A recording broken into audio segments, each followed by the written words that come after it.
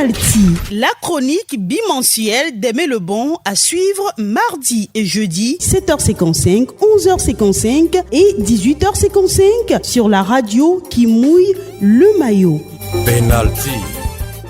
CAN 2025, l'imbroglio qui ébranle le socle du football africain. 2 mois après la finale de la Coupe d'Afrique des Nations 2025, le football africain se retrouve plongé dans une controverse sans précédent. La décision de la Confédération africaine de football, CAF, entérinant le verdict du jury d'appel qui retire le titre au Sénégal pour l'attribuer au Maroc, dépasse largement le cadre d'un simple litige sportif. Elle pose une question essentielle. Que vaut encore le verdict du terrain lorsque les décisions administratives viennent à redessiner l'issue? Pour comprendre l'ampleur du malaise, il faut revenir aux faits. Lors de cette finale disputée entre le Maroc et le Sénégal, la rencontre a été marquée par plusieurs épisodes controversés. Un but refusé aux Sénégalais et un pénalty accordé au Maroc ont provoqué une vive protestation des Lions de la Teranga. Dans un moment de tension extrême, les joueurs sénégalais ont quitté la pelouse pendant une quinzaine de minutes avant de revenir poursuivre la rencontre. L'arbitre, en concertation avec les deux équipes, a autorisé la reprise du jeu. Le pénalty marocain fut finalement raté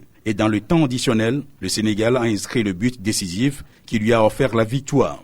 La cérémonie protocolaire s'est déroulée normalement avec remise de trophées et de médailles. Ce dénouement semblait avoir clos le débat. Pourtant, le Maroc a introduit une réserve auprès de la commission de discipline qui l'a rejetée. L'affaire ne s'est pas arrêtée là. Un appel a été formé devant le jury d'appel de la CAF. Et contre toute attente, 2 mois après le sacre sénégalais, la décision est tombée. Le titre est attribué au Maroc, non plus sur la pelouse, mais dans les bureaux. Une telle décision interroge profondément la gouvernance du football africain. Dans les principes fondamentaux qui régissent le jeu, notamment ceux reconnus par l'IFAB, International Football Association Board, qui est l'instance internationale garante et créatrice des lois du jeu de football, le résultat constaté sur le terrain et validé par l'arbitre constitue la référence ultime. Les instances disciplinaires peuvent sanctionner des comportements, corriger des manquements ou infliger des amendes, mais remettre en cause l'issue sportive d'un match demeure exceptionnel et hautement sensible.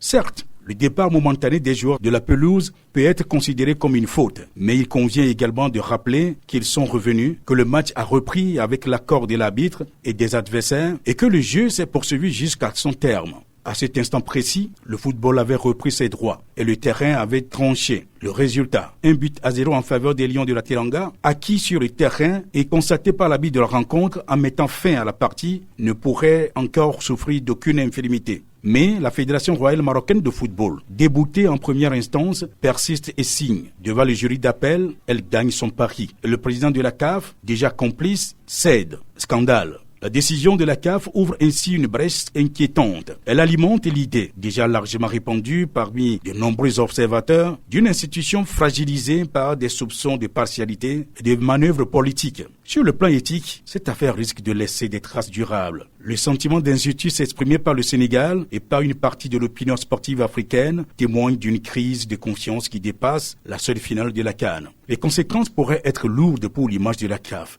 et pour son président Patrice Motsepe, dont le mandat se retrouve désormais étroitement associé à cette séquence polémique. Car, dans un contexte où le football africain cherche à renforcer sa crédibilité et son rayonnement international, une telle décision apparaît comme un facteur de division plutôt que de rassemblement. Des voix s'élèvent déjà pour appeler à la création d'une nouvelle confédération, à défaut de balayer la maison et d'aller à de nouvelles élections afin de redorer le blason de l'institution. Face à cette situation, le Sénégal a décidé de saisir le tribunal arbitral du sport. L'instance basée à Lausanne est désormais attendue comme l'arbitre ultime de ce différend qui secoue le continent. Son verdict pourrait non seulement déterminer l'issue juridique de cette affaire, mais aussi contribuer à rétablir ou non la confiance dans les mécanismes de régulation du football africain. En attendant cette décision, un symbole fort s'est imposé sur la scène internationale. Devant plus de 80 000 spectateurs réunis au Stade de France lors d'un match amical remporté 2-0 face au Pérou, la sélection sénégalaise a présenté le trophée à sa diaspora, comme pour affirmer que, dans les mémoires et dans les cœurs, le terrain a déjà parlé. C'est précisément là que réside l'enjeu majeur de cette affaire. Si le football cesse d'être décidé sur la pelouse, il risque de perdre ce qui fait sa force, la légitimité du jeu, la vérité de la compétition et la confiance des peuples qui le portent. Le verdict du tribunal arbitral du sport dira bientôt si cette vérité peut encore être restaurée. Pour le bien du football africain, beaucoup l'espèrent. J'ai parlé.